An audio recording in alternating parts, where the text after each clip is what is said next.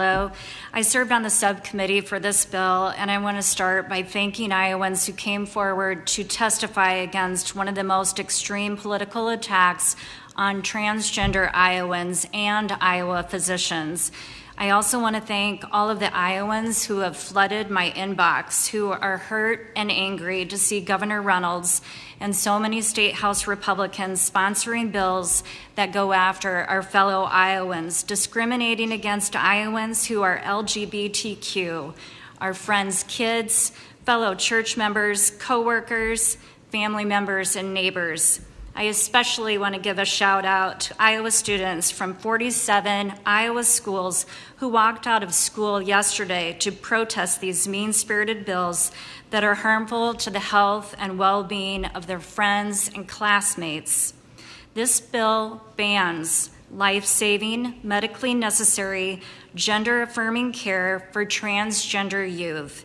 Care the American Academy of Pediatrics, the American Medical Association, ACOG, and other leading medical authorities believe is essential care for some youth. This bill also bans parents from getting medical care for their children. This is a sudden switch up from Governor Reynolds and some State House Republicans beating the drum of trusting parents, parental rights, and parental choice.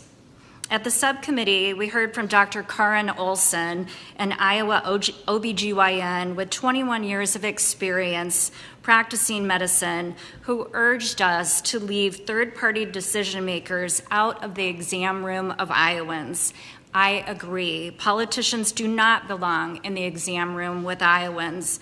Banning medical care for Iowans puts lives at risk. Care should be free from discrimination and political interference. Gender-affirming care is a process that involves years of counseling. Parents lead on the decision-making with their child.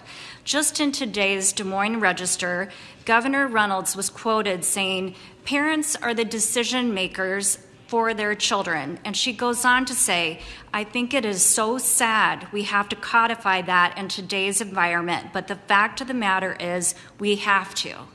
Hello, pot, this is kettle. These are the words out of a governor who is sponsoring bill after bill to parent our kids according to what she believes, what books they can read, what sports they can play, and even what medical care they can get.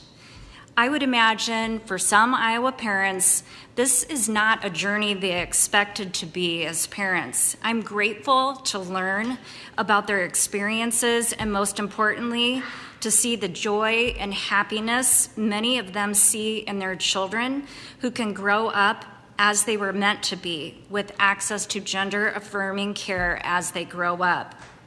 I love my family as physicians, and I'm angry that they're under attack with bills that ban gender-affirming care for Iowans.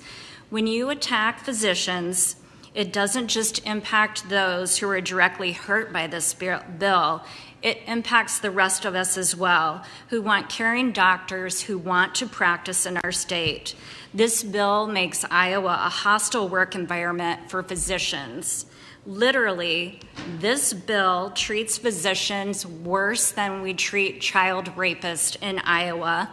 Our state has the worst child sexual abuse laws in the country.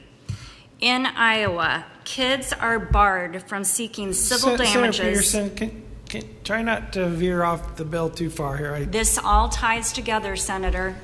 In Iowa, kids are barred from seeking civil damages from a child rapist before their 19th birthday, and even younger in some instances.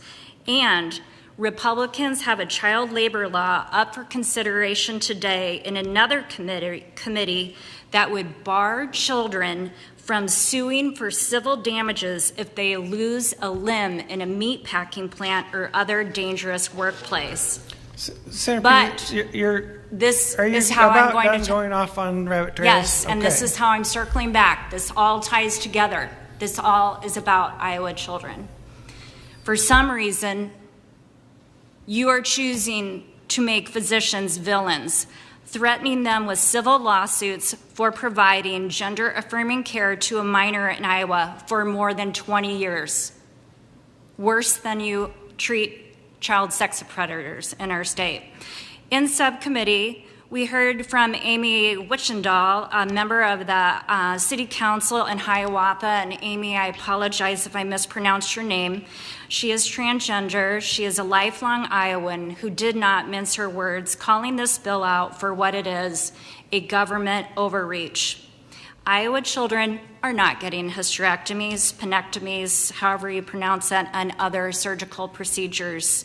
We did have bills in this legislative session that would deal with people who are having issues with hysterectomies. I'm not sure if you know this, but by the age of 60, 6 out of 10 women will have had a hysterectomy, but those bills did not advance, nor did the bills advance for kids struggling with debilitating period problems. Iowa physicians are following best practice medical care for transgender youth that's backed by every major American medical organization, including the American Medical Association and the American Academy of Pediatrics. This bill takes away Iowa family rights, freedoms, and choices. It bans them from having a chance to live the gender they themselves know to be on the inside. This bill is unconstitutional. It violates the fundamental rights of parents, children, and their care providers. Everywhere it has been litigated, including Arkansas, Texas, Alabama, and Tennessee, courts have concluded it violates the same parental rights that several Republican lawmakers have been pretending to defend. Denying this medical care is literally life-threatening. We should be working to advance civil rights, not take them away. Like so many Iowans, I want my state back, a state that stands up for the rights of our fellow Iowans, a state that doesn't take up these bills that try to diminish our fellow Iowans. This bill is harmful to our children, all of them. It's not easy to be a kid, especially when politicians attempt to turn your humanity into something that's part of their political agenda. I was offended by comments made in subcommittee that compared to seeking gender-affirming care to getting a tattoo or a piercing. Please don't belittle physicians, Iowa's children, and their parents who are seeking gender-affirming health care to save their children. Our friends who are tattoo artists, who do piercings, don't want to be pulled into this culture war. Instead of supporting our kids who are children of God, you are scaring them with bills like this and so many others this session, and I worry for their safety. Iowans deserve safe and affirming health care for transgender, non-binary, and other gender-expansive children and adolescents so they can lead happy, fulfilling, and healthy lives in our state. I urge a no vote. Thank you,